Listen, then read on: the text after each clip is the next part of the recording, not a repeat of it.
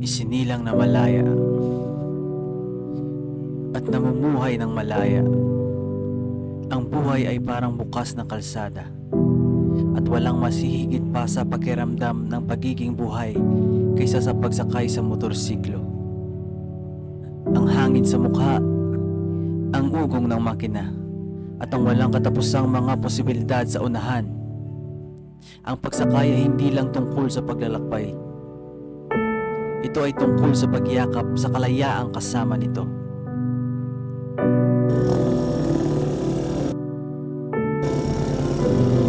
Ang bawat pag-ikot ng gulong ay simbolo ng paglayo sa mga limitasyon ng buhay. Sa bawat kanto ng kalsada, may bagong kwento at bagong karanasan na naghihintay. Sa likod ng manibela, nararamdaman ang tunay na kalayaan. Walang humahadlang, tanging ikaw, ang daan at ang mundo.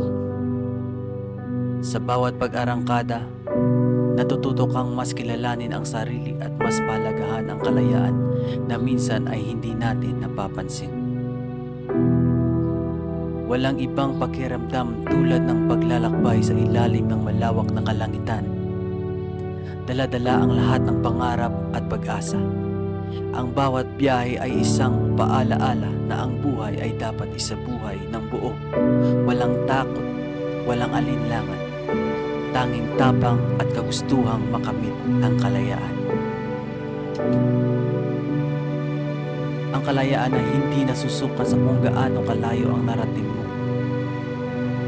kundi sa mga karanasang humuhubog sa iyo habang ikaw ay nasa biyahe. Hindi ito tungkol sa destinasyon, kundi sa mga saglit na nagbibigay sa iyo ng ligaya habang ikaw ay nasa daan. Sa mga oras na ito, wala kang ibang iniisip kundi ang kasalukuyan. Ang hangin, ang init ng araw, at ang pakiramdam na walang hanggan. Ang buhay ay parang isang biyahe sa motorsiklo. Hindi sigurado ang dulo, pero bawat hakbang ay mahalaga. Walang makakapigil sa isang taong isinilang na malaya. Ang buhay na ito ay isang mahabang paglalakbay. At sa bawat pag-arangkada ng iyong motorsiklo, pinipili mong ipaglaban ang kalayaan. Huwag magpaalipin sa mga limitasyon. Sa halip, yakapin ang bawat pagkakataong lumaya. Sumakay ka